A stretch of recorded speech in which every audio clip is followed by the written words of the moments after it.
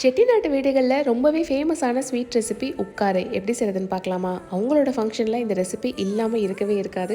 அதுக்கு ஒரு கப் பாசிப்பருப்பை ப்ரெஷர் குக்கரில் சேர்த்து நல்லா வறுத்து, அது கூட ஒரு கப் தண்ணி சேர்த்து 2 விசில் விட்டு வேக வச்சுக்கோங்க. இப்போ ஒரு பேனில் நெய் சேர்த்து முந்திரி சேர்த்து அதை நல்லா வறுத்து தனியாக எடுத்து வச்சுக்கோங்க. அதே பேனில் ஒரு கப் ரவையை சேர்த்து அது கூட 3 ஏலக்காய் சேர்த்து நல்லா வறுத்துட்டு, இப்போ அது கூட அரை கப் துருவின தேங்காவையும் சேர்த்து நல்லா வறுத்து விட்டுக்கோங்க. இப்போது வேக வச்ச பாசிப்பருப்பை அது கூட சேர்த்துக்கோங்க. ரவை வேகிறதுக்காக எக்ஸ்ட்ரா தண்ணி எதுவும் விட வேண்டாம். பாசிப்பருப்பில் உள்ள தண்ணியிலேயே ரவை நல்லா வெந்துடும். இப்போது பாகுக்காக வெல்லம் சேர்த்து அது நல்லா காய்ச்சி வடிகட்டி அது கூட சேர்த்து நல்லா கை விடாமல் கிளறி விடுங்க. அப்போ தான் கட்டிப்படாது. இப்போது இந்த ஸ்டேஜில் நம்ம 2 கரண்டி நெய் விடணும். உட்காரைக்கு கொஞ்சம் எக்ஸ்ட்ரா நெய் விட்டால் டேஸ்ட் ரொம்ப நல்லாயிருக்கும். நல்லா நெய் விட்டு கிளறி விட்டுட்டே இருங்க. நல்லா ஒரு சேர கிளறினதுக்கப்புறம் நம்ம வறுத்து எடுத்து வச்ச முந்திரி பருப்பு அது கூட சேர்த்து நல்லா கிளறினீங்கன்னா ஒரு சூப்பரான ஸ்வீட் உட்காரை ரெடி.